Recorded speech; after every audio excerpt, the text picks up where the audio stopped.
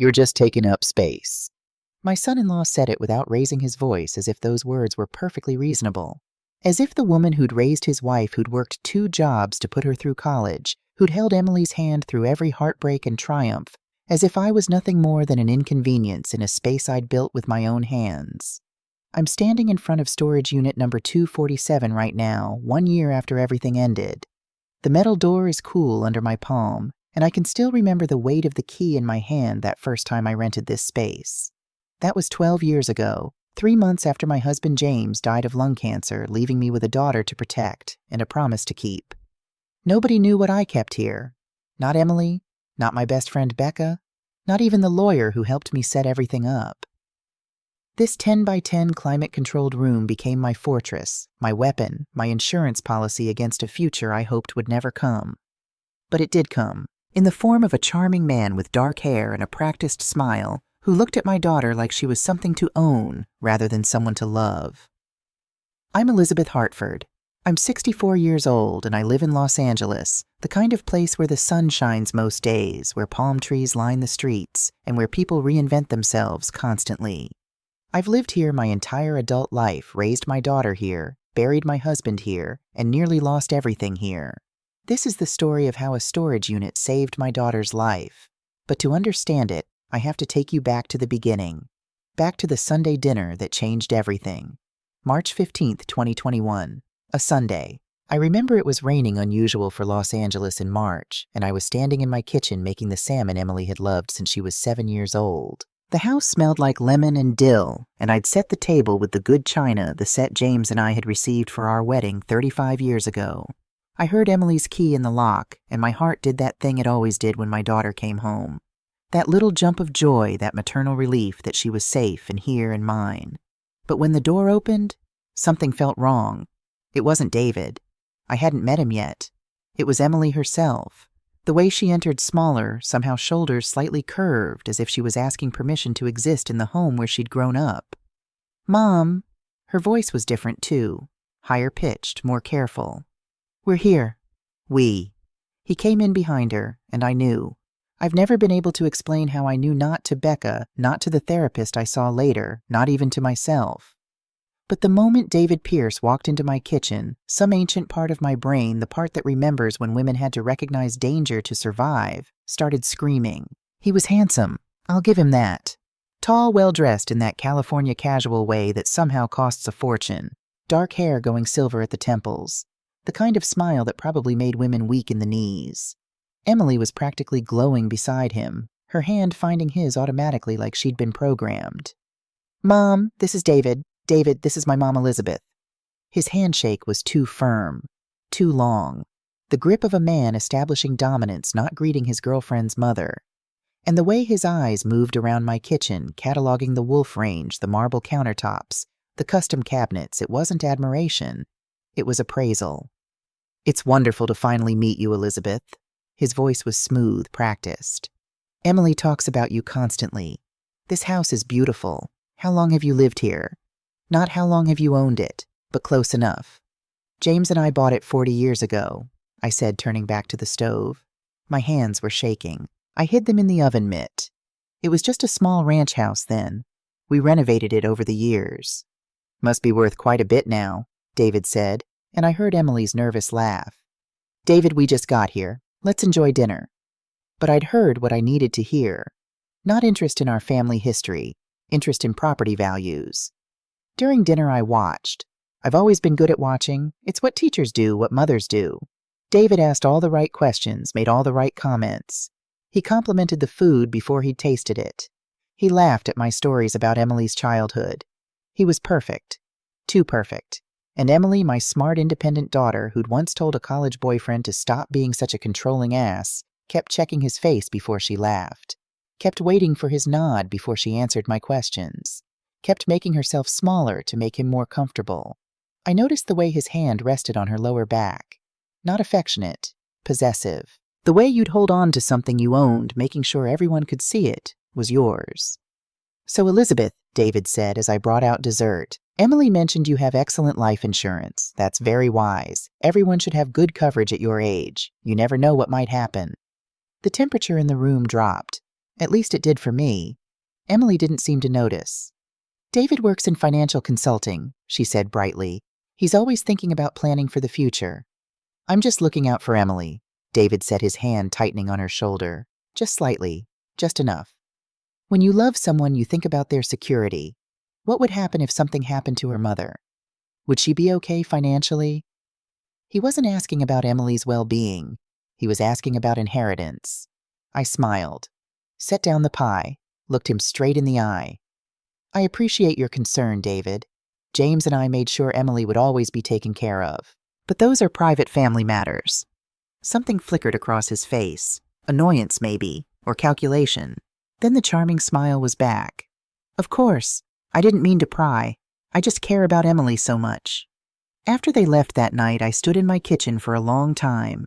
The dishes were done. The house was quiet. James's photo sat on the bookshelf, the one from our honeymoon when we were young and everything seemed possible. What do I do? I asked his picture. What do I do when I can see it but I can't prove it yet? He didn't answer. He never would again. But I remembered something he'd said back when he was dying, back when he made me promise to protect Emily. Document everything, Elizabeth. Love isn't enough.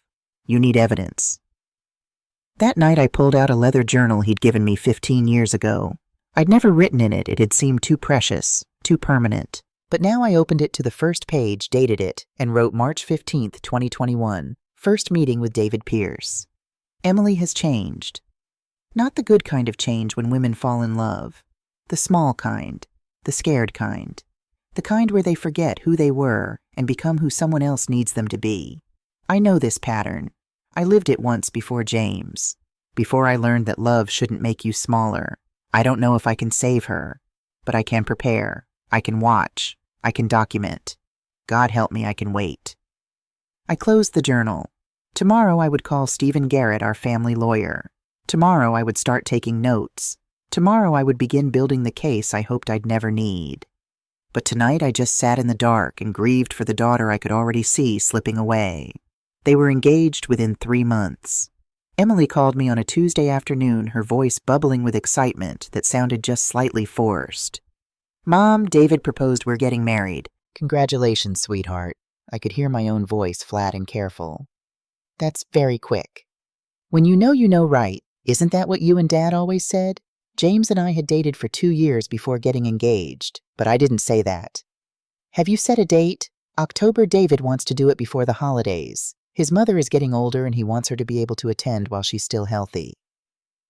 6 months. They'd known each other 6 months, and now they were getting married in another 6. A year total. Not enough time to see through the mask. I'd love to help you plan, I said. We could look at venues together, try on dresses. Actually, David's sister is helping with that. She's got such good taste and she knows all these vendors from her own wedding. But thank you, Mom. First boundary established. Mother excluded from wedding planning. I updated the journal that night, June 12, 2021. Engaged after 3 months. Wedding in 6 months. Total relationship 12 months. I'm being shut out of planning. David's family is involved. I am not. Emily sounds happy, but it's the wrong kind of happy. The performance kind. The calls became less frequent. Emily used to call me every day just to chat. Now it was twice a week, then once a week. And David was always there in the background. I could hear him. Who are you talking to? Just my mom. Didn't you just talk to her 2 days ago? Yeah, I should probably go. I have a lot to do. I started keeping track. The number of calls, their duration, the topics Emily avoided, the way her voice changed when David came into the room. 3 days before the wedding, Emily came to my house alone. I almost cried with relief. Mom, David asked me to have you sign something. It's just a formality. For the marriage license stuff. She handed me papers.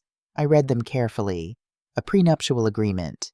In the event of divorce, Emily Hartford agrees that all property acquired before the marriage, including but not limited to the family trust property located at 2847 Maple Drive, Los Angeles, California, and any inheritance from Elizabeth Hartford shall remain separate property. It was exactly what James and I had set up. Exactly what Stephen had drafted 12 years ago after James died to protect Emily from exactly this kind of man. Did you read this? I asked. Emily blushed. David said it was just legal stuff. He said it protects both of us. Sweetheart, this protects you. It says that if you divorce, David has no claim to your inheritance, your trust fund, or this house. Mom, we're not going to divorce. Why are you being so negative? I looked at my daughter, really looked at her. She'd lost weight. There were shadows under her eyes. Her nails were bitten down to the quick, a habit she'd broken at age 12. Emily, do you want to marry him? She stiffened. Of course I do. Why would you ask me that? Because you don't seem happy. You seem anxious. I'm just stressed about the wedding. David's been so understanding about everything. He's so patient with me. I'm lucky to have him. He's patient with me. As if she needed patience. As if she was difficult. Emily, I need to go. David's waiting. Will you sign it or not? I signed it.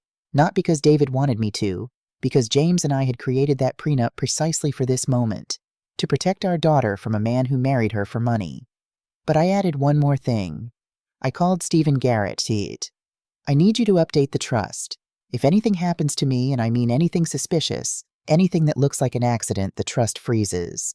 No payouts until a full investigation is complete. Can you do that? Stephen was quiet for a moment. Elizabeth, are you in danger? I don't think so. Not yet. But I'm preparing. The wedding was beautiful. Emily wore white lace and carried roses. David looked handsome in his tuxedo. They exchanged vows that promised forever. And I stood in the front row, smiled for the photos, and updated my journal that night, October 3rd, 2021. Emily married David Pierce today. I signed the prenup. She's protected legally. But I watched her during the ceremony. She cried. Not happy tears, scared tears. God forgive me I let this wedding happen. Because stopping it would have made me the enemy. She would have married him anyway, but she would have cut me out completely. So I smiled. I blessed them. I danced at the reception.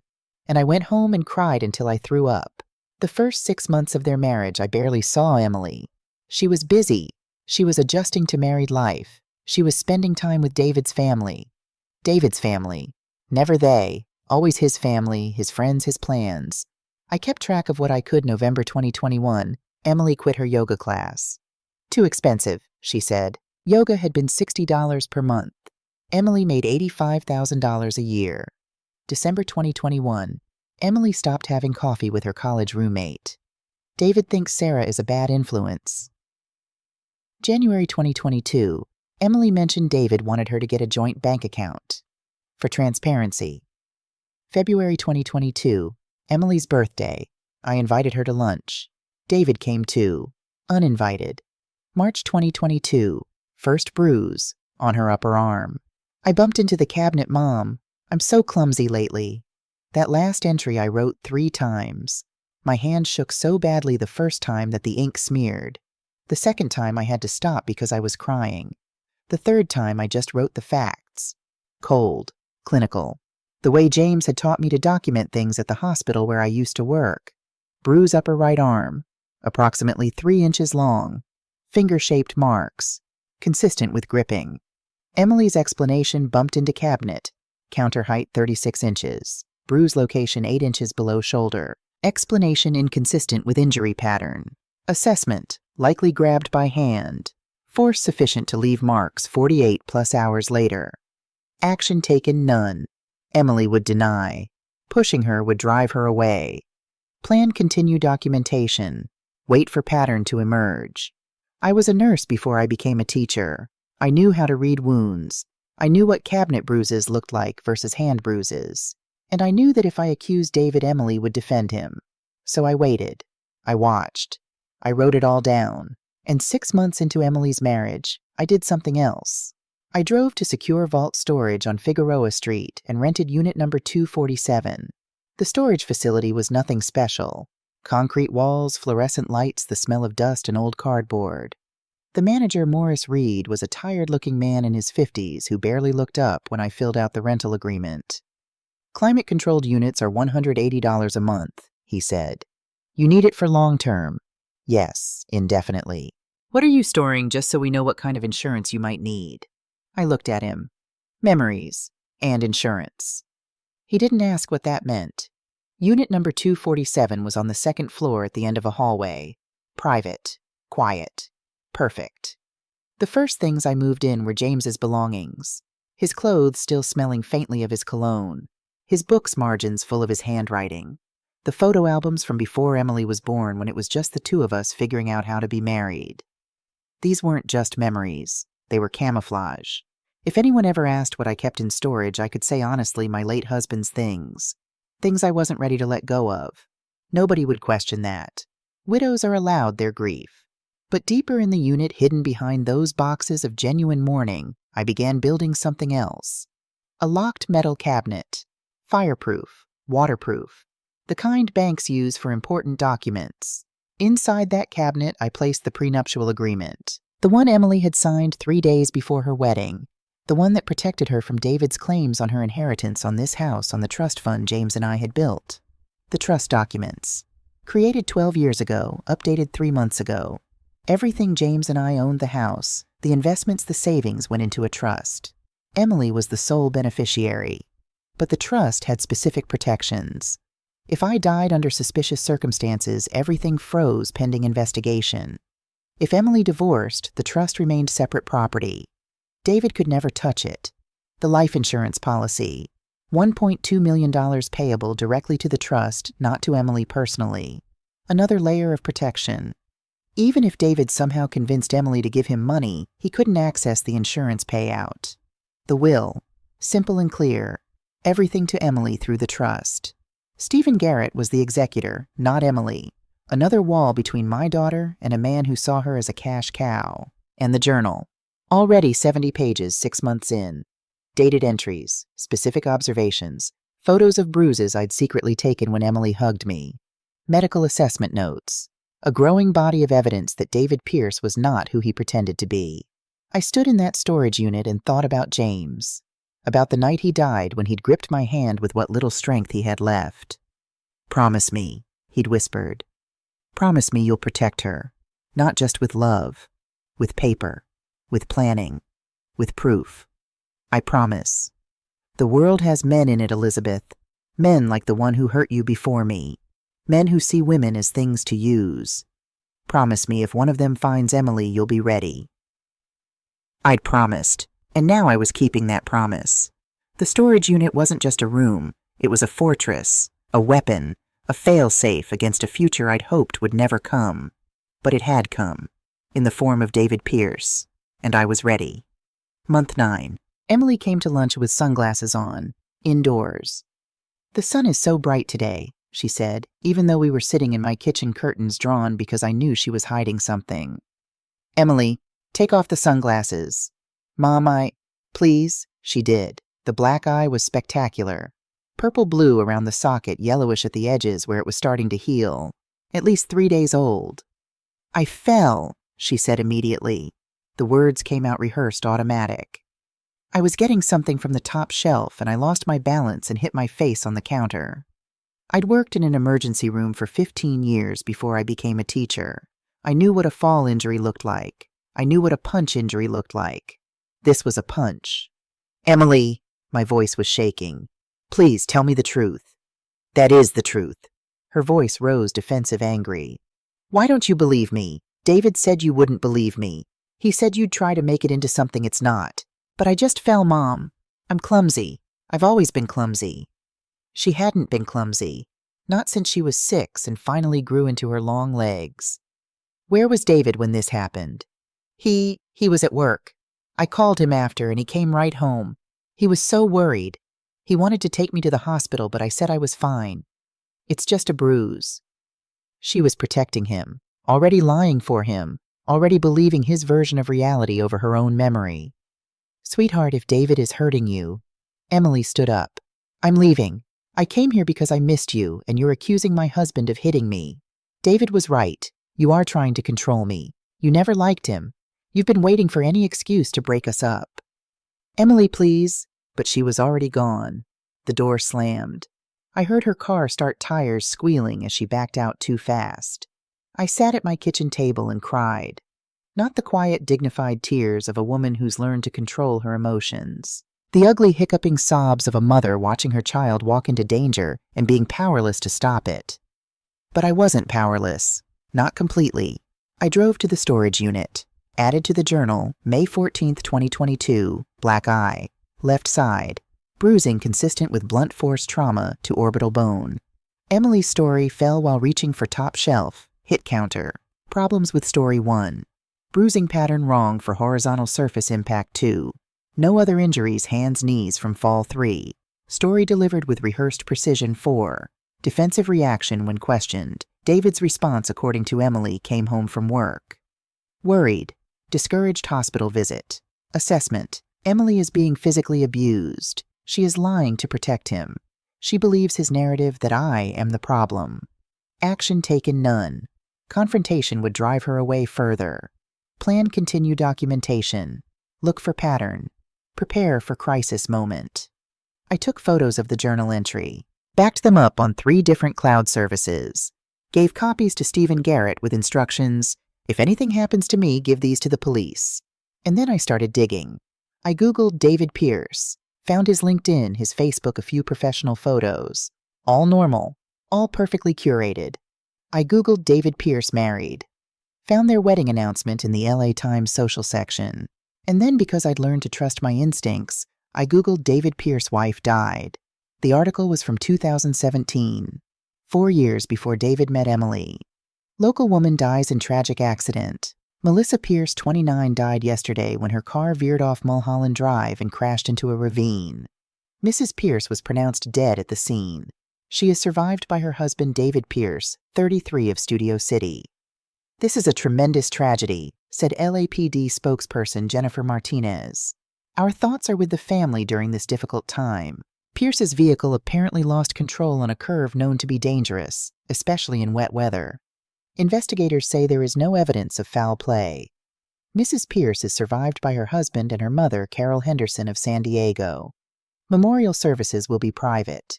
I read it 3 times. Then I found Melissa's obituary. Melissa Marie Henderson Pierce. Melissa Marie Henderson Pierce, 29, passed away on November 3, 2017. She was a beloved daughter, wife, and friend.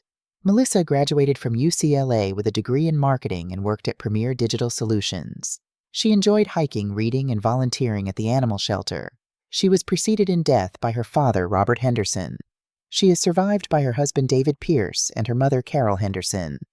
In lieu of flowers, donations may be made to the Los Angeles Animal Shelter. Private services have been held. I sat back. My heart was racing. David had been married before. His first wife died in a car accident. An accident that left him as the surviving spouse. I called Stephen Garrett. I need you to do something for me, quietly. I need to know if David Pierce received any life insurance money from his first wife's death. Stephen was quiet for a moment. Elizabeth, what are you looking into? I don't know yet, but I need to know. It took him 3 days. When he called back, his voice was grim. $800,000. Melissa Pierce had a life insurance policy through her employer. $800,000 payable to her spouse. David Pierce received the full amount in January 2018. Where is that money now? That I can't tell you without a court order. But Elizabeth, if you're thinking what I think you're thinking, I need more information. Can you find out anything else about Melissa's death? The accident report, the investigation. I'll try. But Elizabeth, be careful. If David is what you think he is, then Emily is in danger, and I need proof before I can get her out. I updated the journal that night, May 17, 2022, critical discovery. David was previously married to Melissa Henderson Pierce. Melissa died November 3, 2017, in single car accident on Mulholland Drive. David received $800,000 life insurance payout. Emily does not know about this. She would have told me. Questions 1. Where is the $800,000 now? David appears to have no assets. 2. Why has David never mentioned previous marriage? 3. Was accident truly accidental? Pattern emerging: man marries woman with money/insurance. Woman dies. Man collects money. Emily has life insurance through her job, $500,000. Emily is sole heir to my estate, $2.5 million house plus trust plus insurance. Total potential payout. If both Emily and I die, $3 million plus assessment. I may have been wrong. David isn't just abusive. He's a predator, and we're his targets. I closed the journal. My hands were steady now. Fear had crystallized into something harder. I had 6 months of documentation. I had financial evidence. I had a pattern. But I didn't have proof. Not yet. Not the kind that would hold up in court. Not the kind that would make Emily believe me. So I kept watching, kept waiting, kept building my case in storage unit number 247, because David Pierce had made a critical mistake. He'd underestimated a 64-year-old widow. He thought I was just an obstacle between him and money. He didn't know I was a fortress, and fortresses don't fall easily. I couldn't tell Becca. That realization hit me on a Thursday morning 3 weeks after I'd discovered David's dead wife. Becca Thompson had been my best friend for 35 years. We'd raised our daughters together, survived our husbands' midlife crises together, held each other through James's death. She was the person I told everything, except this, because Becca was warm and trusting and saw the best in everyone. She'd already told me twice how charming David was, how good for Emily he seemed. If I told her what I suspected, that David had killed his first wife and was planning to do the same to Emily and me, she'd think grief had made me paranoid. Worse, she might tell Emily I was struggling, might suggest therapy, might accidentally give David exactly what he needed, proof that Emily's mother was unstable, unreliable, someone whose concerns could be dismissed. So I kept my mouth shut and made an appointment with someone else. Maggie Davis worked out of a small office in Glendale above a Korean restaurant. Her website was plain: private investigation, domestic cases, discretion guaranteed. No fancy graphics, no testimonials, just a phone number and an email address. I liked her immediately. She was about 50 with iron gray hair cut short and practical. No makeup, no jewelry except a simple watch. She wore jeans and a blazer and had the kind of face that had seen too much and forgotten nothing. Mrs. Hartford. She shook my hand firmly. Coffee, please. Her office was small but organized. File cabinets lined one wall, a desk with 2 monitors, a worn leather couch that had probably heard 1,000 stories like the one I was about to tell. So, Maggie said, handing me coffee in a mug that said, "World's Okayest Detective. Your email said you need help with a domestic situation involving your daughter. Tell me everything. Start from the beginning." I did. The Sunday dinner, the engagement, the black eye, Melissa Pierce's convenient death, the $800,000 that had disappeared. All of it. Maggie listened without interrupting. She took notes on a yellow legal pad, her handwriting surprisingly neat.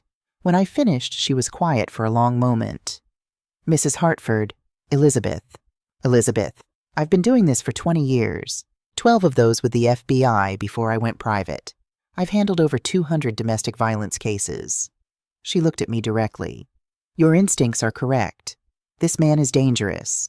The pattern you've identified: first wife dies, insurance payout money disappears, finds new target, that's textbook predatory behavior. Relief flooded through me. Someone believed me. Someone with authority, with experience, was telling me I wasn't crazy. Can you help me? I can investigate. I can gather evidence. But Elizabeth, I need you to understand something. Maggie leaned forward. If David is what we think he is, if he killed Melissa and is planning the same thing with your family, we're not just building a case for divorce court. We're trying to prevent a murder, maybe 2 murders. My coffee cup rattled in its saucer. My hands were shaking. I know. That means we have to be careful. If he realizes we're investigating, he might accelerate his timeline. Strike before we're ready. Do you understand what I'm saying? You're saying that trying to save Emily might get her killed faster. Yes. Maggie didn't soften it. I appreciated that. So we have to be smart. We have to be patient. And we have to be absolutely certain before we move. What do you need from me? Everything you have. The journal, photos, dates, names. I'll need access to your financial records. I want to see if David has tried to access anything. And I'll need you to keep doing what you've been doing. Document everything. But Elizabeth, she waited until I met her eyes. Don't take any risks. Don't confront him. Don't change your behavior around him. Act normal. Can you do that? Could I smile at the man who was beating my daughter? Could I make polite conversation with someone I suspected was planning my death? I can do whatever I have to do to save Emily. Good, because this is going to take time. Months, probably. Maybe longer. And it's going to hurt. You're going to watch your daughter suffer, and you won't be able to stop it immediately. You'll have to wait for the right moment." Maggie's voice was gentle but firm. "Can you be that patient?" I thought about James, about his last words. Protect her with paper, with planning, with proof. "I've been patient for 9 months already. I can wait as long as it takes." Maggie smiled. It was a sad smile, the kind that came from seeing too many women wait too long, but also a proud smile from seeing one who was willing to fight smart instead of just fighting hard. "Then let's get started." Maggie worked fast. Within a week, she'd pulled Melissa Pierce's death certificate, accident report, and autopsy results. She'd tracked down the insurance payout and where it had gone. She'd found David's credit report, his bank statements, his social media history going back 10 years. She'd also put a GPS tracker on his car. "It's not admissible in court," she said when I looked alarmed, "but it helps us know where he is, patterns, who he meets, where he goes when Emily thinks he's at work." The picture that emerged was worse than I'd imagined. David Pierce wasn't just an abuser. He was a professional. Melissa's autopsy showed bruising consistent with assault defensive wounds on her arms, old fractures that had healed badly, evidence of chronic abuse. But the official report had listed cause of death as blunt force trauma consistent with motor vehicle accident. The investigating officer had noted possible brake line tampering, but concluded evidence was inconclusive. The case had been closed within 2 weeks. "Look at the name on the report," Maggie said, pointing to the signature. "Officer Thomas Pierce, David's uncle. He's retired now, moved to Arizona, but he was the senior investigating officer on Melissa's death. He covered it up.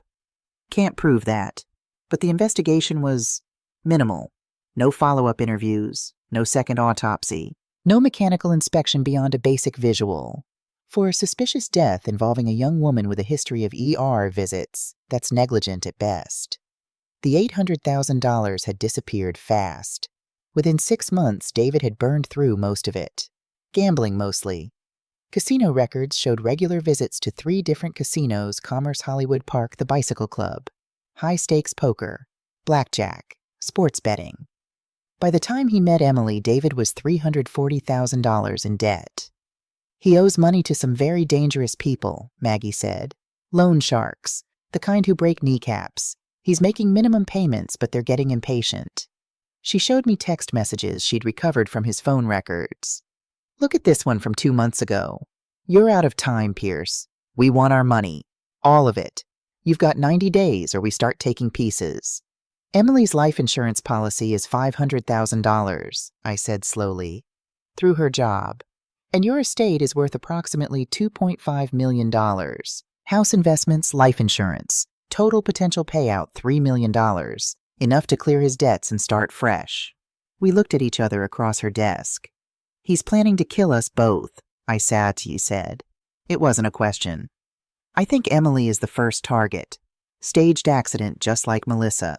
He collects $500,000, which buys him time. Then he works on you, either gets you to loan him money from your estate or stages another accident. Either way, he clears his debts and disappears." My vision went gray at the edges. I gripped the arms of my chair. "Elizabeth, breathe. Look at me. Breathe." I breathed. Counted to 4 on the inhale, held for 4, exhaled for 4. The technique I'd learned in the grief support group after James died. "How long do we have?" The loan sharks gave him 90 days. That was March 1st. So we have until June 1st, roughly. 3 months. 3 months to build a case. 3 months to save Emily. 3 months to stop a killer. What do? We document everything. We build evidence that will hold up in court. And we wait for David to make a mistake. Because he will. They always do. The next 18 months were the longest of my life. I saw Emily less and less. David made sure of that. There were always reasons. Emily was busy with work. They were spending time with his family. Emily was tired and needed to rest. But I knew what was really happening. He was tightening the cage. My journal grew. July 15th, 2022, Emily called today. Brief. Said she couldn't make Sunday dinner because David had planned a surprise trip to Santa Barbara. I could hear him in the background.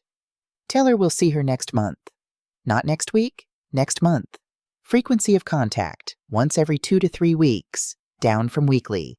Duration of calls, average 8 minutes. Down from 30 to 45 minutes. Emily's vocabulary changes uses we exclusively now. We think. We decided. We prefer. No more I. August 3rd, 2022, Emily came for lunch, wearing long sleeves despite 95-degree heat. When she reached for the salt sleeve rode up, bruises on her wrist. Finger-shaped, both sides. Someone grabbed her. When I asked, she pulled sleeve down quickly. Yoga injury. You know how intense my instructor is. Emily quit yoga 8 months ago. September 20th, 2022. Haven't seen Emily in 5 weeks. She's avoiding me. Called twice, both times. David answered her phone. She's in the shower. She's taking a nap. Both times I could hear her voice in the background. She wasn't in the shower or napping. She just wasn't allowed to talk to me. October 31st, 2022, Maggie's report David meeting regularly with a man named Vincent Torres. Criminal record assault, attempted murder, suspected enforcer for the Moretti crime family. They met 3 times this month. Money exchanged. Is Torres the loan shark? Or is he something worse? A hired killer, December 25th, 2022. Christmas. Emily and David came for dinner. First time seeing Emily in 7 weeks. She's lost at least 15 pounds. Clothes hanging off her. Dark circles under eyes. Hair brittle breaking. Classic signs of chronic stress and malnutrition. David dominated all conversation. Answered questions directed at Emily before she could respond. When I tried to talk to her alone in the kitchen, he followed within 60 seconds. Before they left, I hugged her, whispered in her ear, I love you, no matter what, I'm here. She held on too tight, too long, like a drowning person clutching a rope. January 17th, 2023, Maggie discovered David has been secretly photographing my house. Found them on his phone, exterior shots from different angles, photos of the locks, the security system panel, the window latches. He's planning a break-in. Called Stephen Garrett. Updated security system. Added cameras. Motion sensors. Panic buttons in every room. David is escalating. March 8th, 2023. Emily called at 2 a.m., crying, could barely understand her, said she fell down the stairs, and David wanted to take her to the ER, but she refused. Mom, I'm scared. First time she's admitted fear. First crack in the wall David built. Sweetheart, you can come home. Right now. I'll come get you. Long silence. Then, I can't. If I leave him, he'll hurt you, Mom. He said so. He said if I ever try to leave, he'll make sure you pay for it. The call ended abruptly.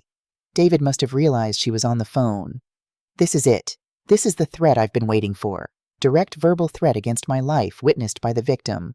Called Maggie immediately. She's increasing surveillance. The journal entries went on, page after page after page of my daughter's systematic destruction, the isolation, the control, the violence, the threats. I filled 3 journals, 847 pages total, nearly 2 years of documentation, and every page hurt more than the last. Because I was doing what I'd promised James I would do, I was being patient. I was gathering evidence. I was building an irrefutable case. But I was also watching my daughter suffer. And there were nights I didn't think I could bear one more day of patience. Those nights I'd drive to storage unit number 247 and sit on the floor surrounded by the evidence I'd gathered. The journals, the photos, the bank records, the GPS tracking logs, the witness statements Maggie had collected. I'd look at all of it and remind myself, this is how you save her. Not with emotion, with evidence, not with confrontation, with preparation. This is how you win. It happened on a Tuesday. Emily had left her purse at my house after one of our increasingly rare visits. I called her cell to let her know, but it rang from inside the purse on my kitchen table. She'd left her phone, too. I should have just texted David's phone to let him know. Should have waited for them to come back. But something made me look inside the purse. A small notebook. Leather-bound about 4 by 6 inches. The kind you could slip into a pocket and nobody would notice. I opened it. The handwriting was Emily's, but smaller than usual. Cramped. As if she'd been trying to write quickly, hiding what she was doing. January 10th, 2023. He hit me again today. Closed fist this time, not just grabbing or pushing. My jaw is swollen. I told him I wanted to go to the hospital. He said if I did, he'd tell them I was mentally unstable, that I'd been hurting myself, that he'd have me committed. I should leave. I know I should leave. But where would I go? Mom would take me. But David said, he said if I leave, he'll hurt her. He's said it 5 times now.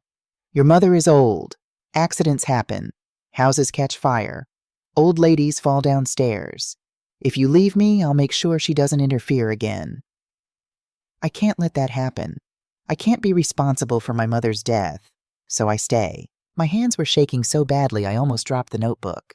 I kept reading. February 3rd, 2023, found receipts in his car. Gambling debts. We're $400,000 in debt. $400,000. My salary barely covers the mortgage on the condo. He screamed at me for 2 hours today about Mom's money. Said I'm selfish for not helping with her estate planning. Said I should convince her to sign over the house as an early inheritance. I told him Mom would never do that. The house is in a trust. She doesn't have the authority even if she wanted to. He hit me so hard I blacked out for a few seconds. When I came to, he was crying, apologizing. Said he's so stressed about money. Said it's my fault for not helping him. Said if I really loved him, I'd find a way. Part of me believes him. Part of me knows that's crazy. I don't know which part is real anymore. March 15th, 2023.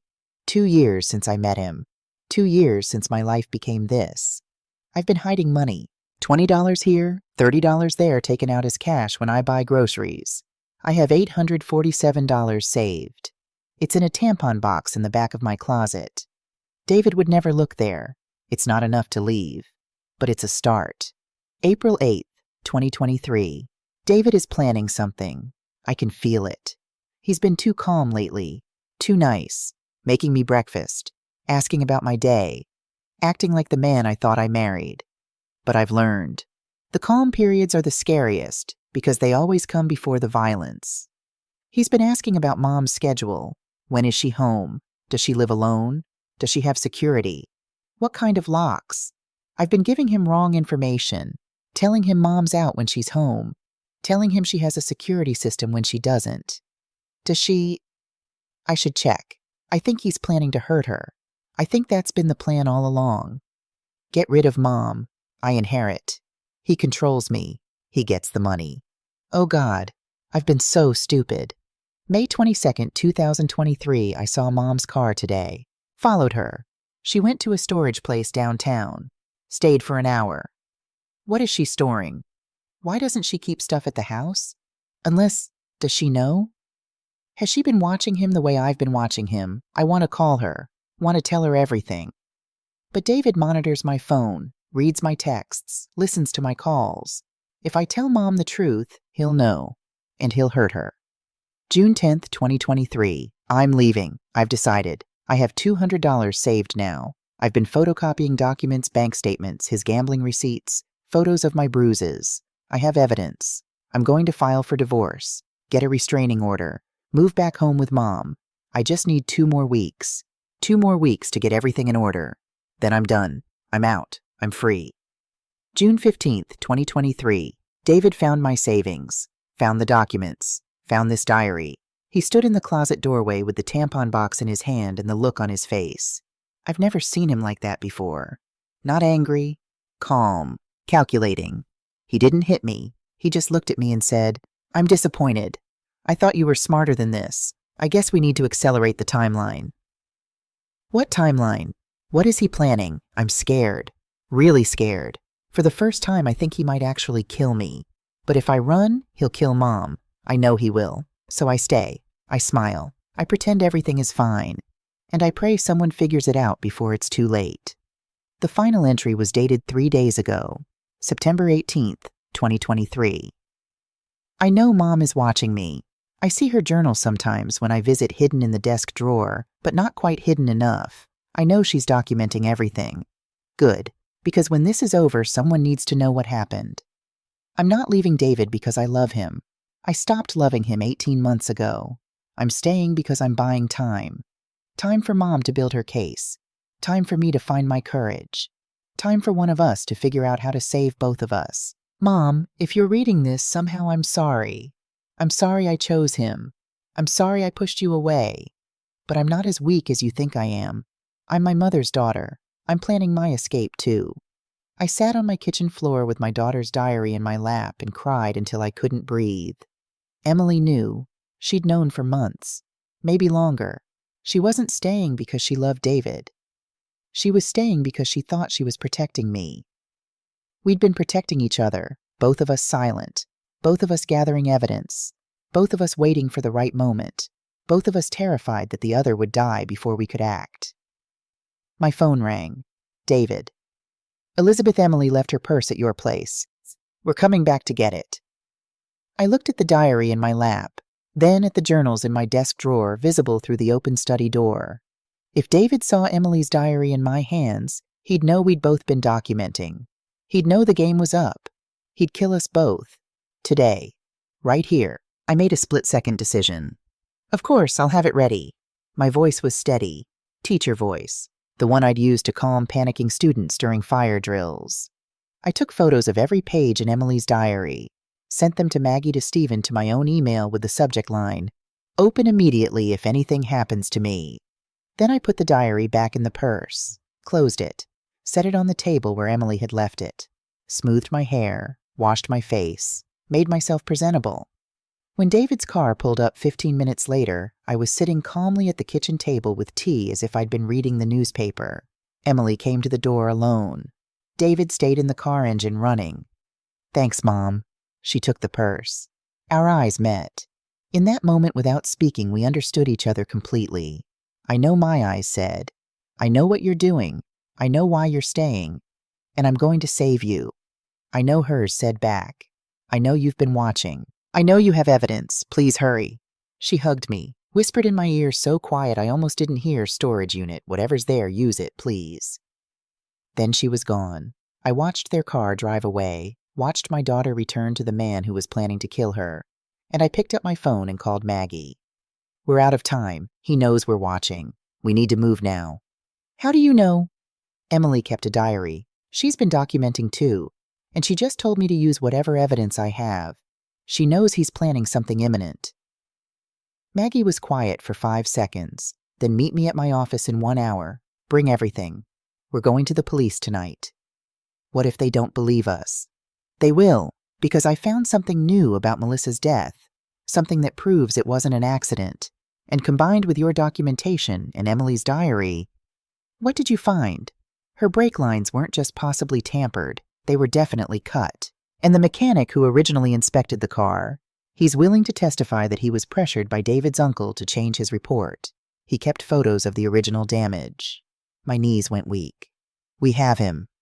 We have him. Now we just need to keep you and Emily alive long enough to arrest him. I drove to storage unit number 247 first. I needed to see it. All of it.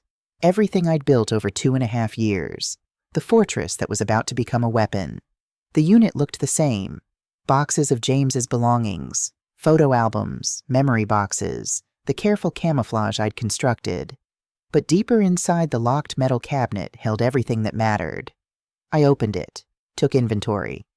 3 journals, 847 pages of documentation, 127 photographs of injuries, bank records showing David's gambling debts, GPS tracking logs, Melissa's case file including the mechanic's photos of the cut brake lines, life insurance policies, trust documents, the prenuptial agreement.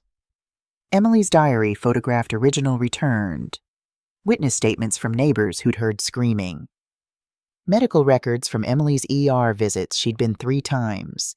David had convinced her each time not to report anything.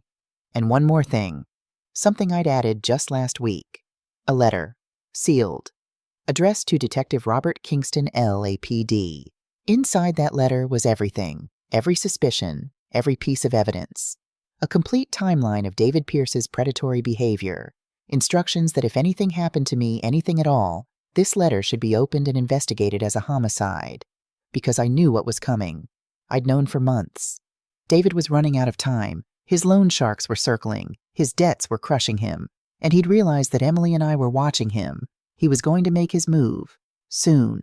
I just had to survive long enough to stop him. I met Maggie at her office at 7 p.m. She had Detective Kingston with her.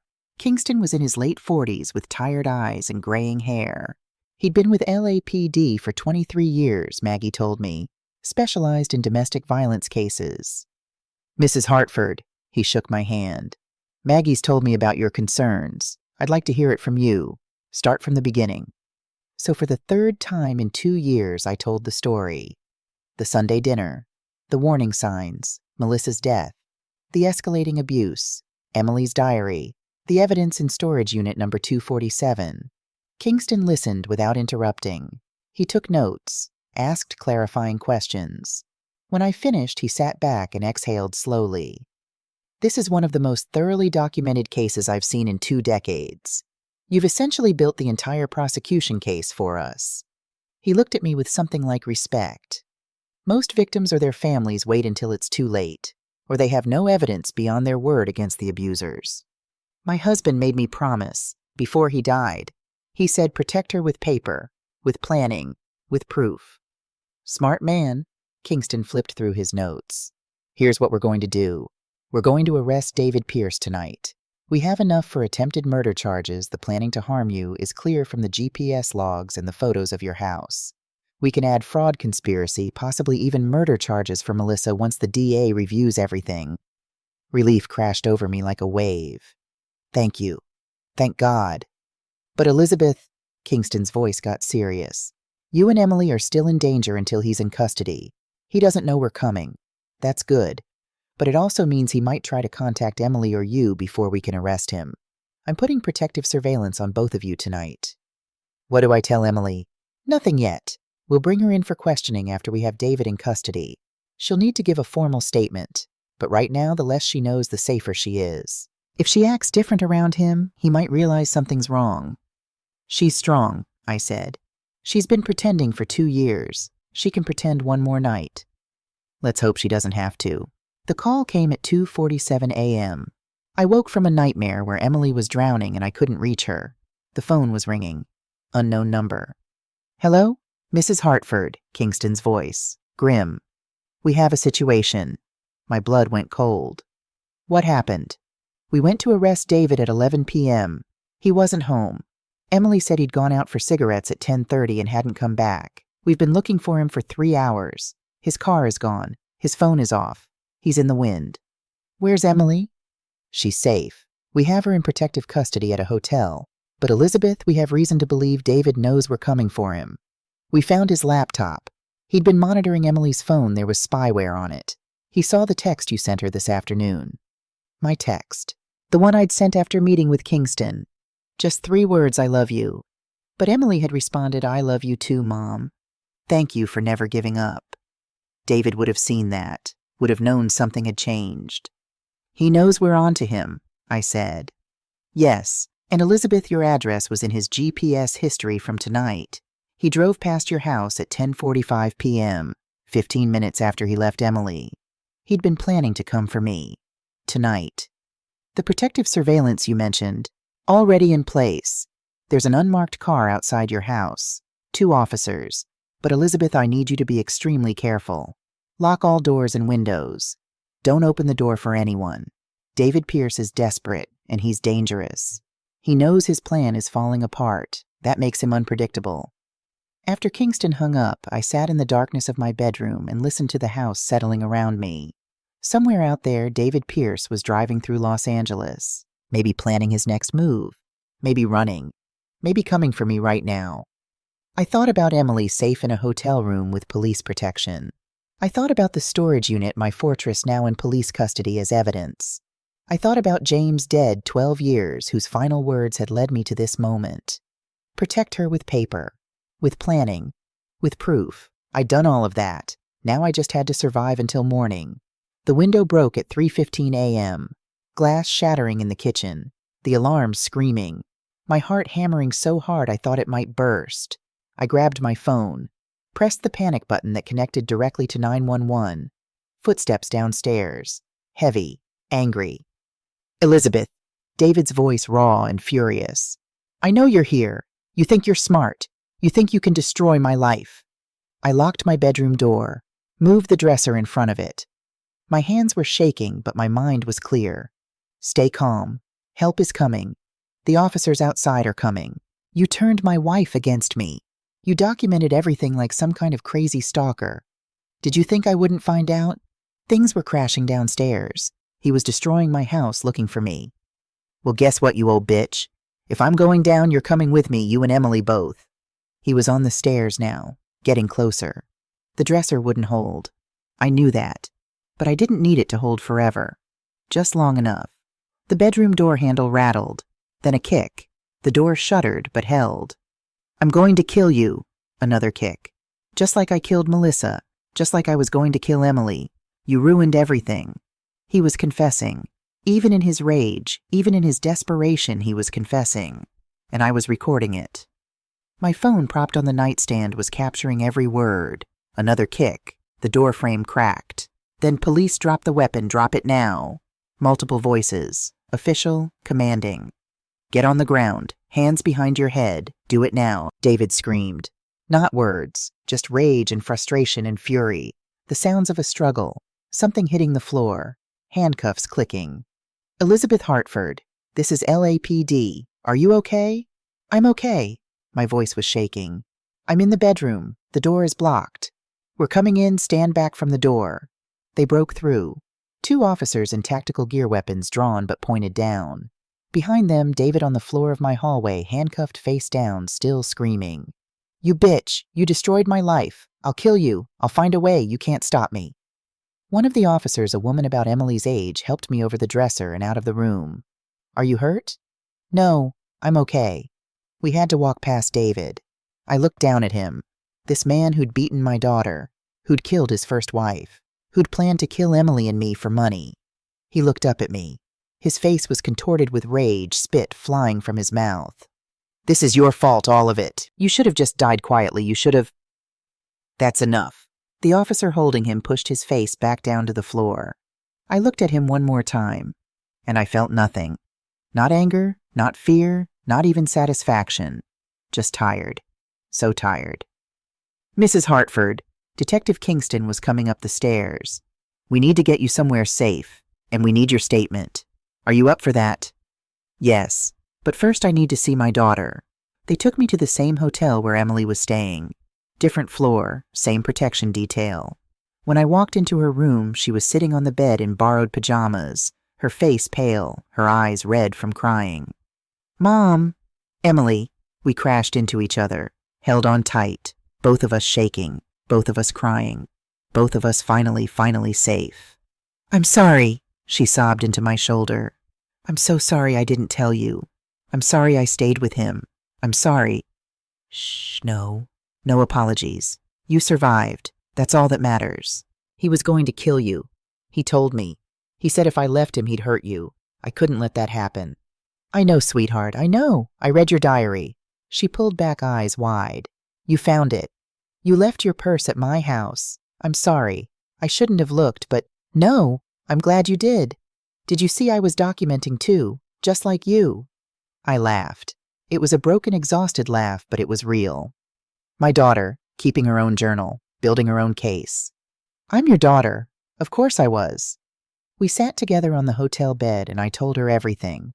The storage unit, the 3 journals, Melissa's case, the evidence I'd built, the prenup that protected her, the trust that kept her safe.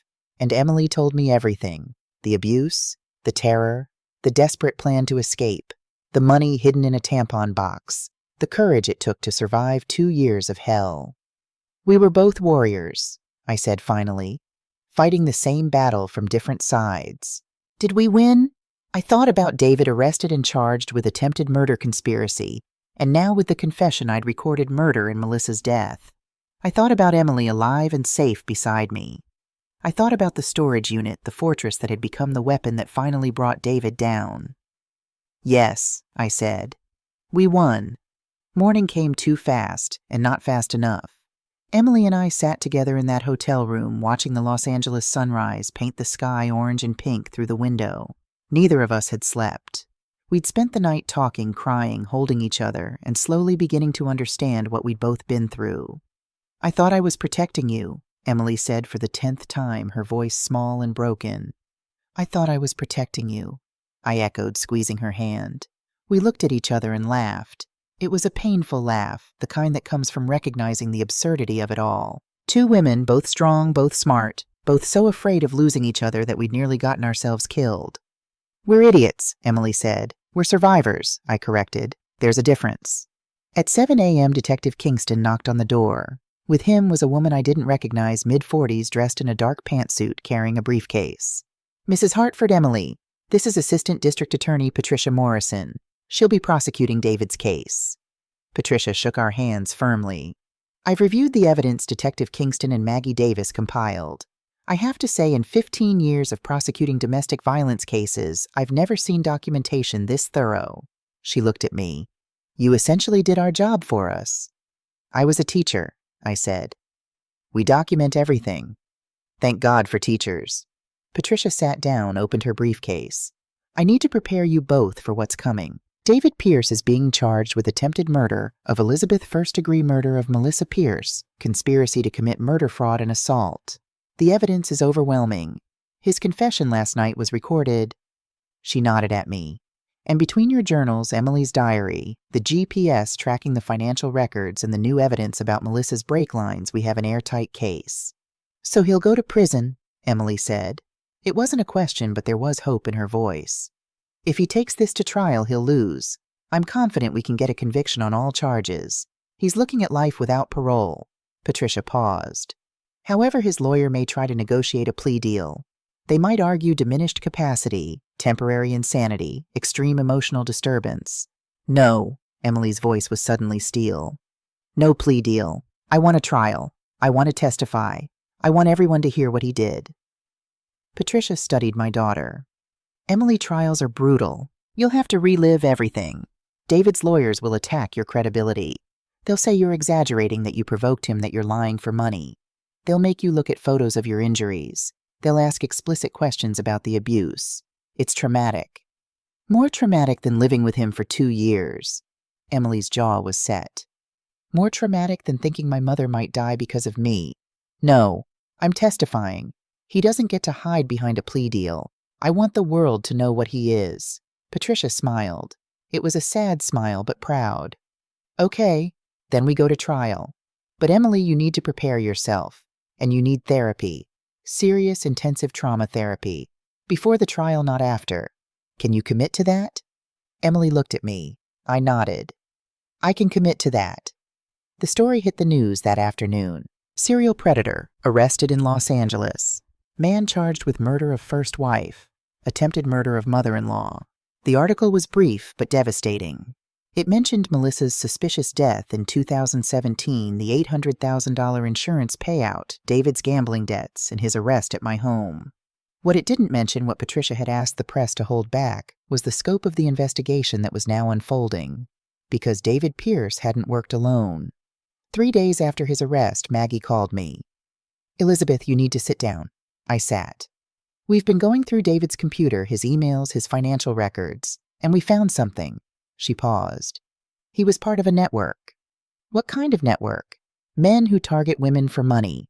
They share strategies, tips, victim profiles. It's on the dark web, a forum called The Investment. They call themselves strategic investors, but what they really are is a group of predators who marry vulnerable women, isolate them, and then kill them for insurance money. My vision went gray. How many of the FBI has identified at least 12 cases across 7 states? 8 confirmed deaths. 4 near misses like Emily. The forum has been active for 6 years. David joined 3 years ago, right after he killed Melissa. Oh my God. Elizabeth, there's more. The forum has detailed guides. How to isolate your target. Maximizing insurance payouts. Staging believable accidents. David followed their playbook exactly. And he was mentoring newer members. Teaching them how to... Maggie's voice broke. How to get away with murder. I thought about Emily, about how methodical David had been, how calculated every move. I thought he was just an abuser who escalated, but he wasn't. He was following an instruction manual written by other killers. The other women, can we save them? The FBI is moving on all active cases now. The 4 women who are still with these men, they're being contacted, protected, extracted. You and Emily saved them, Elizabeth. By documenting everything, by building this case, you exposed the entire network. I started crying, not from sadness, from relief, from the overwhelming weight of knowing that my daughter's suffering, that Melissa's death might prevent other women from dying.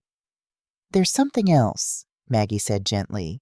One of the forum members was arrested this morning in Phoenix. His wife died 2 months ago in a drowning accident.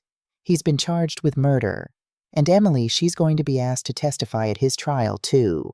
The DA wants to establish the pattern, show that these aren't isolated incidents, but a coordinated scheme. Will she do it? I don't know. That's a lot to ask. But Elizabeth, her testimony could put away multiple killers. She has the chance to be the witness who breaks this whole thing open. When I told Emily that night, she was quiet for a long time.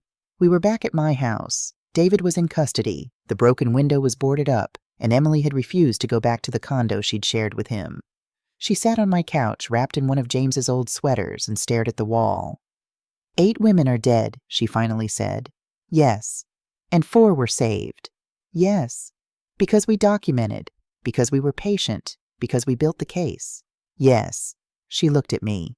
Dad knew, didn't he? When he made you promise to protect me with paper and planning and proof he knew men like this existed. I thought about James, about the story he'd told me once late at night about his sister who died in a car accident in 1985, about how the investigation had been closed too quickly, about his suspicions that her husband had done it but could never prove. Yes, he knew. Then I'll testify, at all the trials, for Melissa, for those 8 women who can't speak for themselves, for the 4 who survived, for me. She pulled the sweater tighter. But Mom, I need help. I can't do this alone. You won't, I promise. Recovery is not a straight line. Dr. Sarah Mitchell told us that in the first therapy session 1 week after David's arrest, Emily and I were sitting in her office, a warm space with soft lighting, comfortable chairs, and tissues strategically placed on every surface. You've both been through extreme trauma, Dr. Mitchell said. And Emily, you've experienced sustained domestic violence for 2 years. The healing process is going to take time. There will be good days and bad days. There will be moments when you feel strong and moments when you feel like you're drowning. All of that is normal. How long?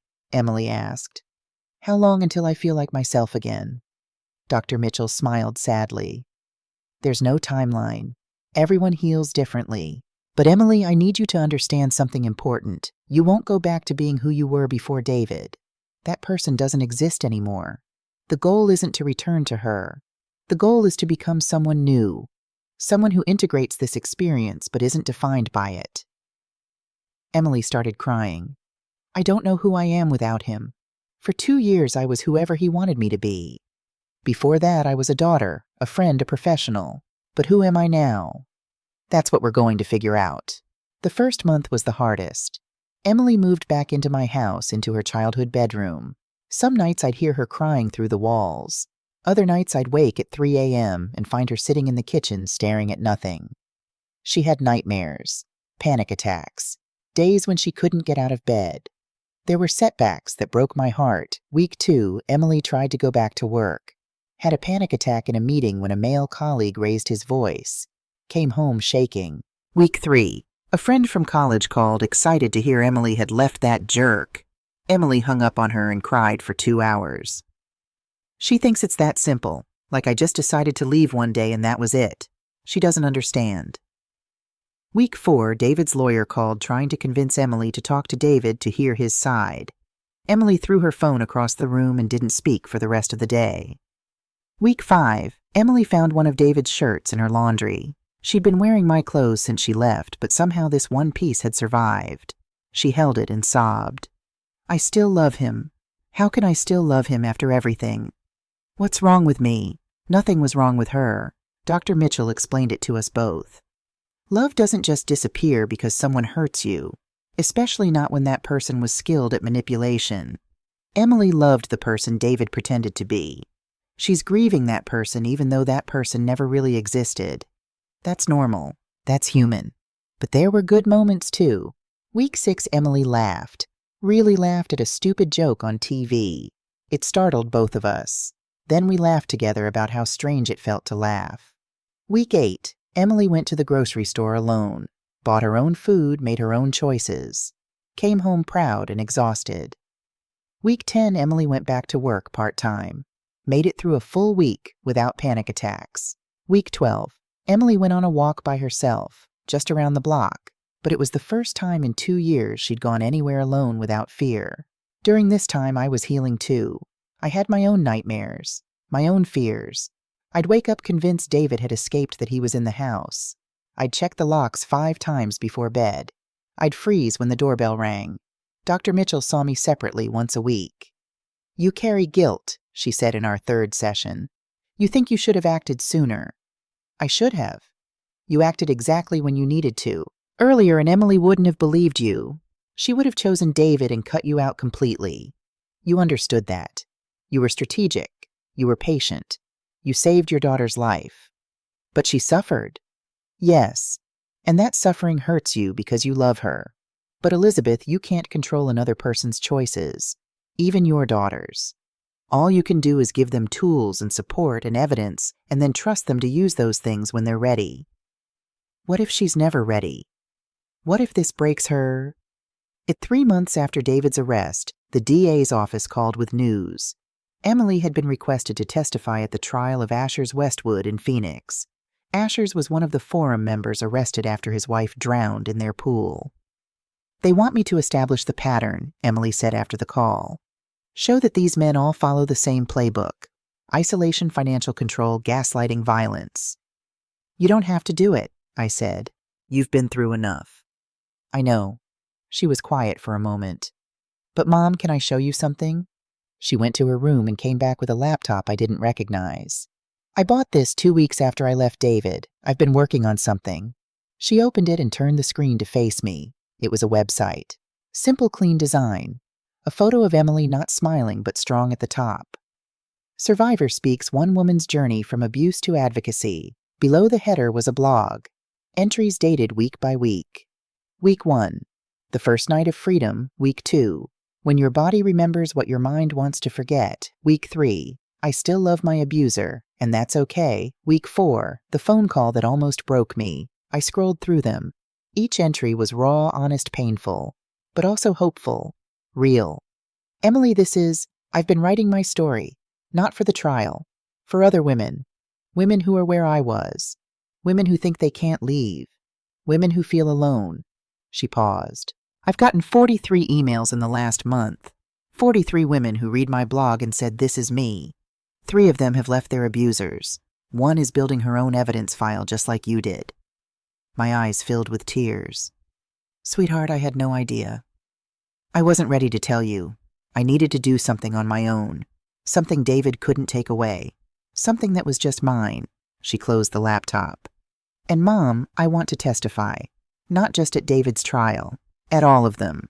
I want to be the witness who shows that these men are following a pattern. I want to give other survivors permission to speak up. Emily, that's going to be hard. Really hard. I know, but I'm not doing this because it's easy. I'm doing it because it's right.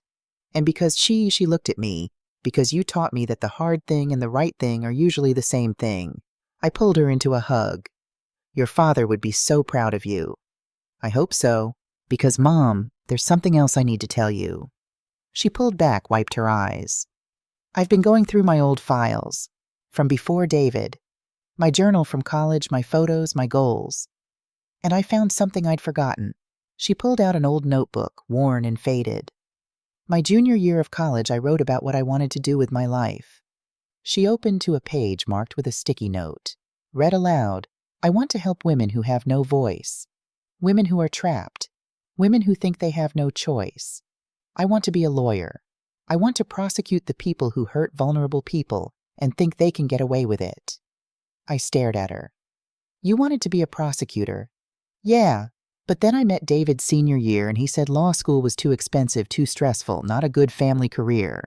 He convinced me to go into marketing instead. Something practical.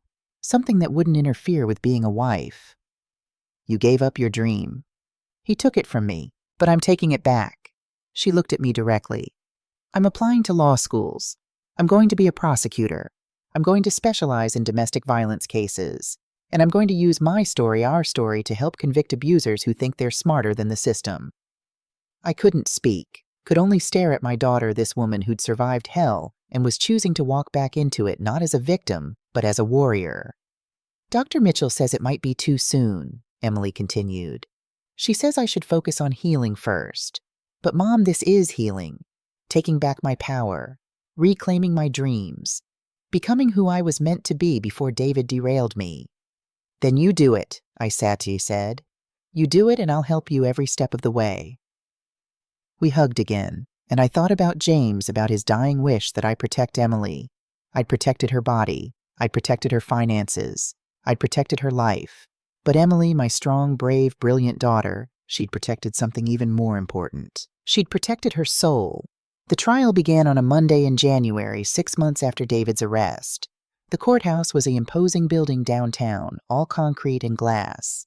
News vans lined the street. Reporters shouted questions as we arrived. Emily, how does it feel to face your abuser? Mrs. Hartford, do you think justice will be served? We didn't answer, just kept our heads down and walked inside. David was already in the courtroom when we entered. He'd lost weight in jail. His expensive suits had been replaced with an orange jumpsuit, but his eyes, when they locked on mine, still held that cold calculation. He smiled. A small, cruel smile that said, "You haven't won yet." The trial lasted 2 weeks. Day 1, opening statements. Patricia Morrison laid out the case with devastating precision. The timeline, the pattern, the evidence. She showed the jury David's first wife's accident, showed the insurance payout, showed the gambling debts, showed the GPS logs of him surveilling my house. David Pierce is not a man who made mistakes in the heat of passion, Patricia said. He is a predator who carefully plans, methodically executes, and coldly collects. He killed his first wife. He almost killed his second. And he would have killed Elizabeth Hartford if she hadn't been smarter, braver, and more prepared than he ever imagined. David's lawyer, a slick man in his 50s named Robert Hammond, painted a different picture. My client is a man who suffered from severe depression and gambling addiction. He made terrible financial choices. He said things he didn't mean in anger. But David Pierce is not a killer. He's a sick man who needs help, not life in prison. And the prosecution's star witness, his own wife, has every reason to lie. She stands to inherit millions. She wants revenge. She's been coached by a vengeful mother-in-law who never liked David from day 1.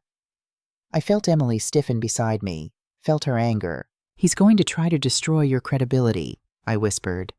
Don't let him. A3. The evidence. The prosecution called witness after witness. Morris Reed, the storage unit manager. Mrs. Hartford rented that unit 12 years ago. She came regularly, always alone, always careful. Stephen Garrett, our lawyer. Elizabeth Hartford was one of the most methodical clients I've ever had. She updated her documents constantly. She asked questions about protection orders, restraining orders, evidence preservation. She was preparing for something. Maggie Davis, the private investigator. In 20 years, I've never seen documentation this thorough. 3 journals, 847 pages, photos, GPS logs, financial records. Elizabeth Hartford built a case that would have made a prosecutor weep with joy. The mechanic who'd inspected Melissa's car. The brake lines were cut. Clean cuts, not wear and tear. I told Officer Pierce, David's uncle, and he told me to change my report. Said it would be better for the family if we called it an accident. I have the original photos. The cuts are clear. The jury was riveted. Day 5, Emily's testimony. This was the day I'd been dreading. Emily wore a navy blue suit. Her hair was pulled back. She wore minimal makeup. She looked professional, composed, strong. But I could see her hands shaking as she was sworn in. Patricia approached gently. Emily, can you tell the jury how you met David Pierce? At a coffee shop in Santa Monica, May 2021. He was charming, funny, attentive. He seemed perfect. When did that change? Gradually. After we got engaged, he started making comments about my friends, said they were bad influences. Then it was my work schedule, he wanted me home more. Then it was my money, he wanted a joint account for transparency. Each thing seemed reasonable in isolation, but together they added up to complete control. When did the physical abuse start? Emily's voice wavered but held. About 6 months into our marriage. He grabbed my arm hard enough to leave bruises. Said I'd made him angry by laughing too loud at a joke someone else made. Said I was disrespecting him. What did you do? I apologized, and I believed him. I thought it was my fault. Patricia showed photos. Emily's bruised arm, her black eye, her split lip, medical records from 3 ER visits. The jury looked sick. Emily, why didn't you leave? This was the critical question, the one defense attorneys always asked, the one that implied the victim was complicit in her own abuse. Emily looked directly at the jury. Because he threatened to kill my mother. He said it multiple times. If you leave me, I'll make sure she has an accident. Old ladies fall downstairs. Houses catch fire. I'll wait until you've forgotten and then I'll do it.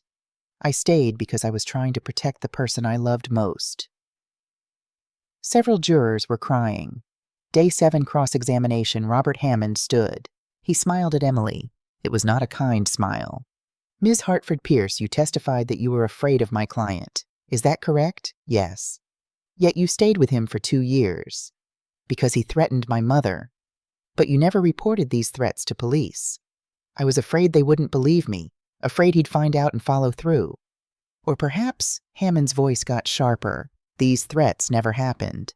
Perhaps you're making them up now after the fact, to justify your decision to divorce a man you simply fell out of love with. Emily's jaw tightened. I kept a diary. I documented everything he said, everything he did. Dates, times, direct quotes. A diary that conveniently supports your mother's narrative. A diary you could have written any time after my client was arrested. The diary is dated. It's been authenticated by handwriting experts. The paper and ink have been age-tested. It was written contemporaneously with the events I described. Hammond looked annoyed. He'd expected to rattle her. She wasn't rattled. Ms. Hartford Pierce, you stand to inherit approximately $2.5 million from your mother's estate. Correct. That's what the trust documents say. That's a lot of money. Certainly a reason to want your husband out of the way. Certainly a reason to cooperate with a prosecution that removes the only obstacle between you and that inheritance. Patricia stood. Objection. Counsel is testifying. Sustained. Mr. Hammond asked questions, don't make speeches. But the damage was done. Hammond was planting doubt. Ms. Hartford Pierce, isn't it true that you never loved my client, that you married him for security, and now that you have your mother's support, you're fabricating abuse claims to justify abandoning him? Emily leaned forward. Her voice was quiet but clear. I loved your client very much. I loved the man he pretended to be. Charming, caring, supportive. But that man never existed. The real David Pierce is the man who hit me so hard I blacked out, who told me if I left him he'd kill my mother, who followed the same pattern with his first wife, isolate, control, abuse, kill. Your client isn't a victim of false accusations. He's a predator who got caught. The courtroom was silent. Hammond tried a few more questions, but Emily held firm. She didn't break, didn't waver, didn't let him make her look weak or vindictive or greedy. When she stepped down, she walked past David. He whispered something, I couldn't hear it, but Emily did. She stopped, looked at him directly, and said loud enough for everyone to hear, You have no power over me anymore. Day 10, my testimony. When Patricia called me to the stand, I was nervous. Not about what I'd say, I'd practiced with her for hours. Nervous about facing David. About looking at the man who'd tried to kill me. Patricia led me through the timeline. The Sunday dinner, the journal, the storage unit, the documentation. Mrs. Hartford, why did you wait so long to report your concerns? Because Emily wouldn't have believed me. She loved David. She would have thought I was being an overprotective mother. I had to wait until there was irrefutable evidence, until the pattern was so clear that even someone in love couldn't deny it. What made you suspect David was planning to harm you?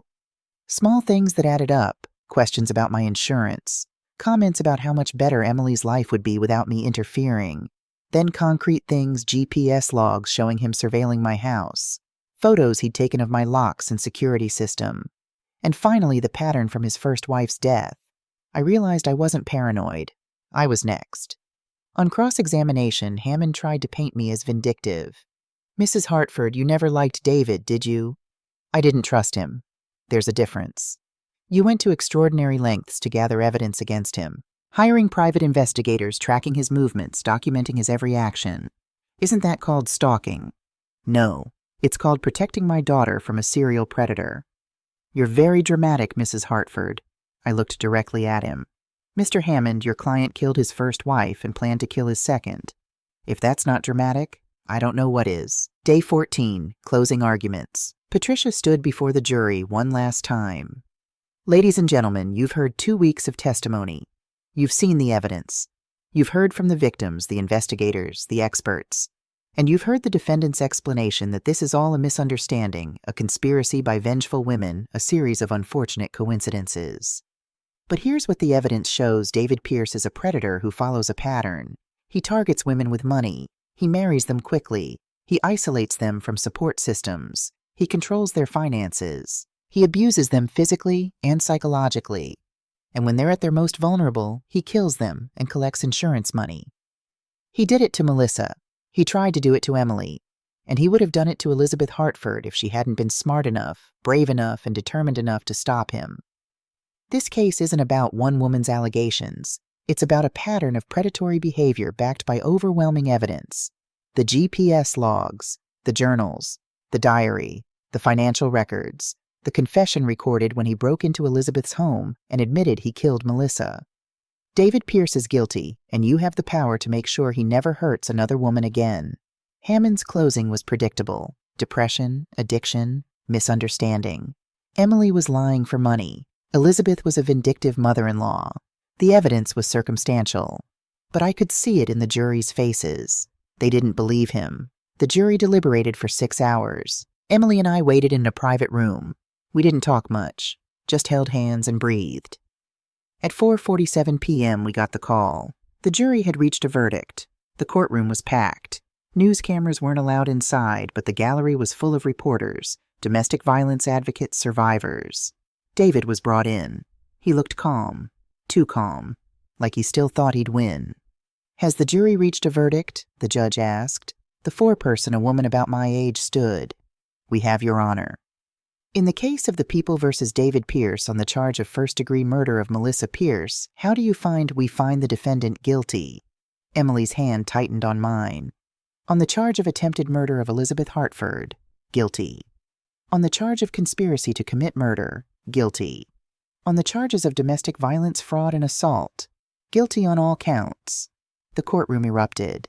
Cheering, crying, hugging. The judge banged her gavel for order. David's face had gone white. For the first time since I'd met him, the mask was completely gone. No charm, no calculation, just shock and rage. He turned to look at Emily, mouthed something. Emily stood. You have no power over me, she said again louder. Not now, not ever. Sentencing was set for 3 weeks later. The day of sentencing, the courtroom was even more crowded. But this time there were others. Women I didn't recognize at first. Then Patricia explained. 3 of the other forum victims wanted to be here, to see justice for Melissa and Emily, to know that these men can be stopped. Melissa's mother was there too, Carol Henderson, a small woman in her 70s with Melissa's eyes. She approached me before the hearing started. You're Elizabeth Hartford. Yes. You saved your daughter. I wish... Her voice broke. I wish I'd known how to save mine. I hugged her. I'm so sorry about Melissa. Don't be sorry. Be proud. What you did documenting everything, building the case, it's going to save other women. The FBI is using your journals as a template for how to investigate these cases.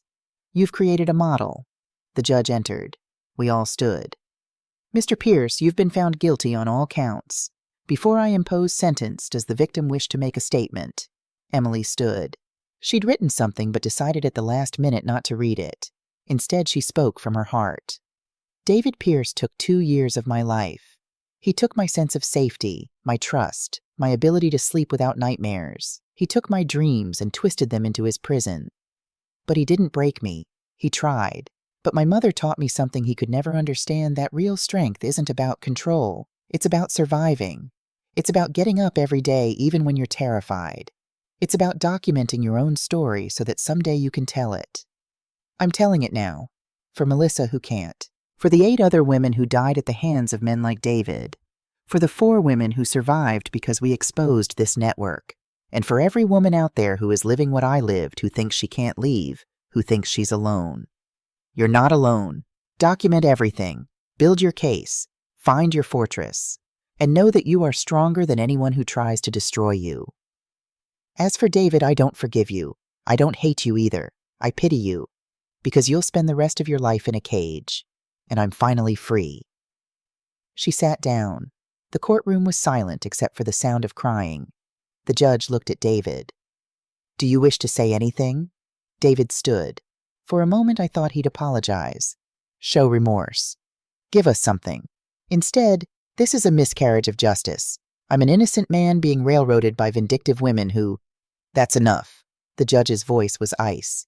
"Mr. Pierce, I've presided over criminal courts for 23 years. I've seen a lot of defendants who claim innocence, but rarely have I seen evidence as overwhelming as what was presented in this case. 3 journals, 847 pages of documentation, GPS logs, financial records, a confession recorded during an attempted murder, a pattern of predatory behavior that led to at least 1 confirmed death and multiple near deaths. You, sir, are a danger to society, particularly to women who have the misfortune of crossing your path. On the charge of first-degree murder of Melissa Pierce, I sentence you to life in prison without possibility of parole. On the charge of attempted murder of Elizabeth Hartford, I sentence you to an additional 25 years to life to run consecutively. On the remaining charges, I impose the maximum sentences also consecutive. Mr. Pierce, you will spend the rest of your natural life in prison. You will never be free again. And frankly, that's exactly what you deserve. Court is adjourned." The gavel came down. David was led away screaming about appeals, about injustice, about conspiracies. But his voice got quieter and quieter until finally we couldn't hear him anymore. He was gone. The storage unit sat empty now. I stood at the entrance of number 247, keys in hand, looking at the bare walls and concrete floor. All the boxes were gone. James's belongings had been donated or brought home. The journals were with the FBI, being used to train investigators.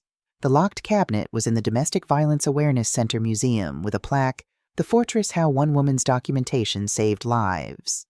It had been 1 year since David's sentencing, 1 year since Emily testified, 1 year since we'd finally truly been free.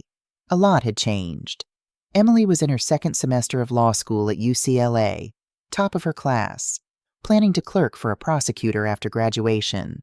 Her blog, Survivor Speaks Now, had 50,000 followers. She got emails every day from women building their own evidence files, finding their own courage. She'd testified at 3 more trials. 3 more members of the investment forum were now in prison.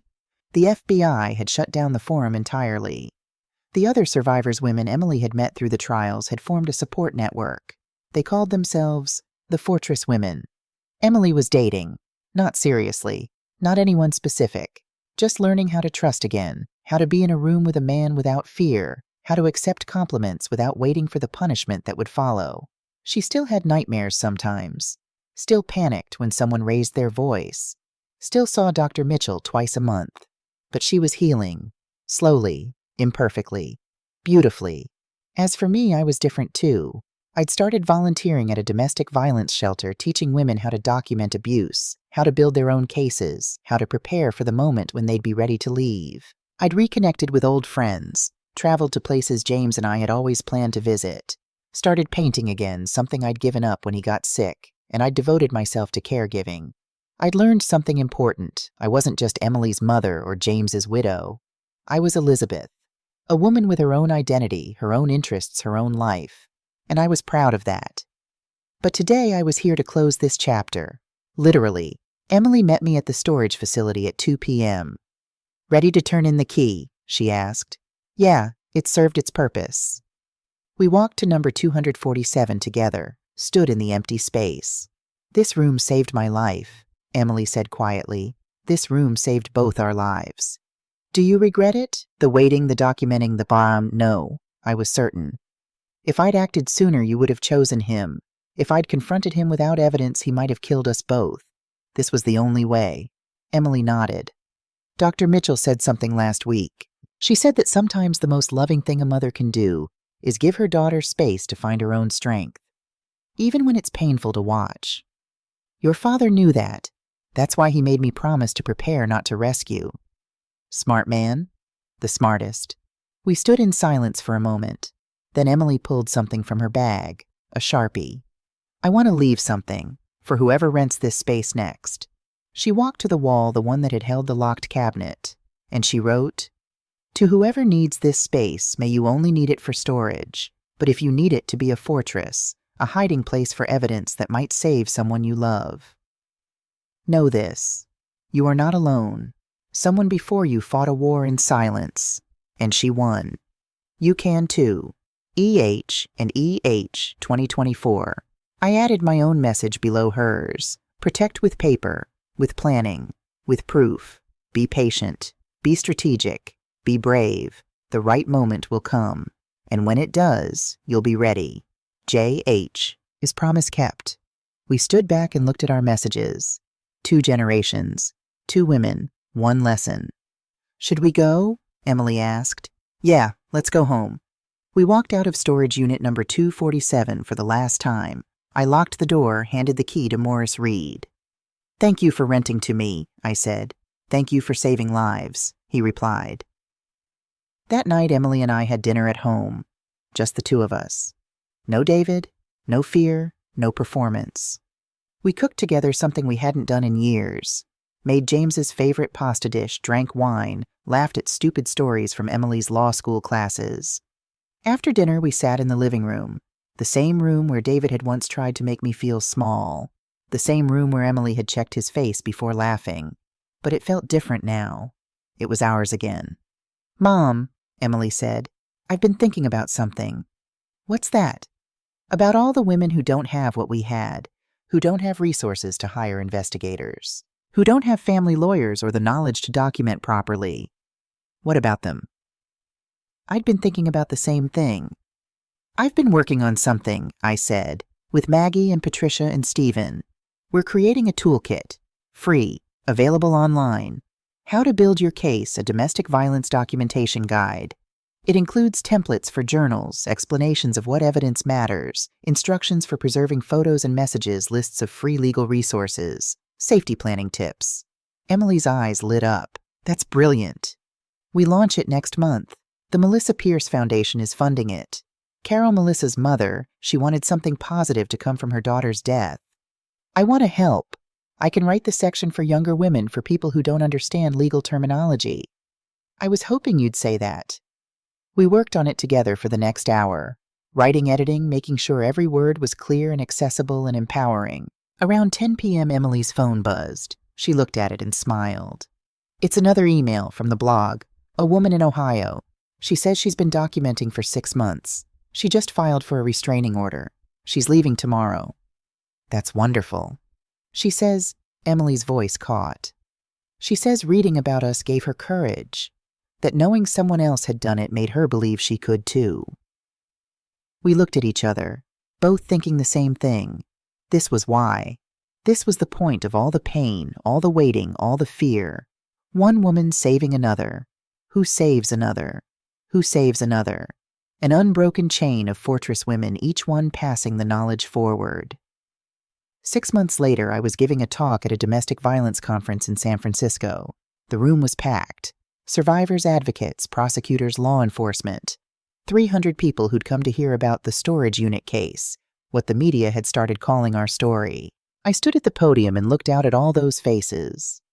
My name is Elizabeth Hartford. I'm 65 years old. I'm a retired teacher, a mother, and a survivor. Not a survivor of abuse. I was lucky enough to marry a good man who loved me, but a survivor of the terror of watching my daughter be destroyed by someone I couldn't stop. When James, my husband, was dying, he made me promise something. He said, protect Emily with paper, with planning, with proof. At the time, I didn't understand what he meant. I thought love was enough. I thought if I just loved Emily enough, watched her closely enough, was there for her enough, that would keep her safe. But James knew better. He knew that in a court of law, in a police station, in the moment when it really matters, love isn't enough. You need evidence. So I documented. For 2 years and 7 months, I filled 3 journals with 847 pages of observations. I took photos. I hired investigators. I built a legal fortress around my daughter, even though she didn't know it existed. And I waited. God, I waited. I watched her suffer. I saw the bruises. I heard the fear in her voice. And every day I wanted to scream, to confront him, to rescue her. But I didn't, because I knew that if I acted too soon, I'd lose her completely.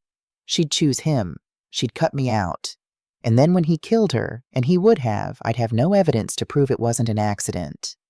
So I was patient. I was strategic. I was quiet. And when the moment came when he finally made the mistake that let us act, we were ready. My daughter is alive today because we documented everything, because we had evidence that couldn't be dismissed or explained away, because we built a case so airtight that a jury convicted him in 6 hours. But Emily is alive for another reason too, because she's strong, because even while I was documenting, she was documenting. Even while I was building my fortress, she was building hers. We were both warriors fighting the same war from different sides. And that's what I want you to understand. You don't have to choose between protecting someone and respecting their agency. You can do both. You can prepare in silence while they find their courage. You can build evidence while they build strength. You can be their fortress until they're ready to fight. The toolkit we've created, the Fortress Project, is available free at fortressproject.org. It has everything you need: templates, instructions, safety plans, legal resources. But more than that, it has stories. From Emily, from me, from the other Fortress women, the survivors who documented, who prepared, who waited for their moment. Because the most powerful weapon against predators isn't anger. It's not even love. It's preparation. It's patience. It's proof. And if you're here today because you're worried about someone, if you see the signs, if you feel that instinctive fear, I want you to know your instincts are probably right. Trust them. But don't just react. Prepare. Document everything. Build your case. Create your fortress. And when the moment comes, you'll be ready. Thank you. The room stood. 300 people on their feet, applauding, some crying, some just nodding in recognition. After the talk, a line formed. People wanting to share their stories, ask questions, get advice. One woman, maybe 70 years old, with white hair and kind eyes, waited until the end. "Mrs. Hartford, I'm Claire. My granddaughter is with a man who..." She couldn't finish, just showed me her phone. "A text, Grandma, I'm scared, but if I leave, he'll hurt you." I took her hands. "Come with me.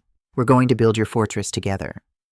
3 years after David's conviction, Emily graduated from law school. I sat in the audience with Carol Henderson, Melissa's mother, and the other Fortress women. We'd become a family of sorts, bound by trauma but defined by survival. Emily gave the valedictory speech. 3 years ago, I was a different person. I was smaller, quieter, more afraid. I thought my life was over, that I'd never be whole again, that the best I could hope for was survival. But I was wrong, because survival isn't the end goal, it's the beginning. Today, I'm graduating with honors. I'm clerking for the district attorney's office next year. I'm going to prosecute domestic violence cases, and I'm going to use everything I learned, everything my mother taught me, everything I documented, everything that nearly killed me to save other women. Because that's what we do. We survivors. We Fortress women. We don't just survive. We thrive. We rebuild. We take the worst thing that ever happened to us, and we turn it into the reason other women survive. To my mother, Emily looked directly at me. Thank you for never giving up. Thank you for being patient when I needed patience and strong when I needed strength. Thank you for teaching me that love isn't about control. It's about preparation, protection, proof. And to anyone out there who's living what I lived, document everything. Tell someone. Build your case. Find your fortress. Because you are not alone. You are not weak. You are not at fault. You are strong enough to survive this. And when you do, you're going to help someone else survive too. That's the chain. That's the legacy. That's how we win. I'm 68 now. Emily is 34. It's been 7 years since that Sunday dinner when I first met David. 7 years since the fortress was built. 7 years since we learned that love combined with preparation can defeat even the most calculating predator. The Fortress Project has helped over 10,000 women build their own cases. 87 domestic abusers have been convicted using our documentation methods. The FBI now trains agents using Emily's story. Emily is a prosecutor now. She's won every case she's tried. She's still in therapy, still has hard days. But she's also engaged to a kind, gentle man who knows her whole story and loves her, not despite it, but because of what it made her: strong, compassionate, unbreakable. As for me, I volunteer full-time now, teaching women how to protect themselves, how to document, how to prepare, how to be their own fortress until they're ready to fight. And sometimes late at night, I sit in my study and look at James's photo. I kept my promise, I tell him. I protected her with paper, with planning, with proof. And she's not just alive. She's thriving. I imagine he's proud. I know I am. Because this story, our story, isn't just about surviving domestic violence. It's about something bigger. It's about the power of a mother's love when it's channeled not into control but into preparation. It's about the strength of a daughter who refuses to be broken. It's about the fortress two women built in silence and in solidarity that saved not just 2 lives, but thousands. And it's about the lesson we learned and now pass forward. You are not alone. You are not weak. You are not at fault. Document everything. Build your case. Find your fortress. And when the moment comes, and it will come, you'll be ready.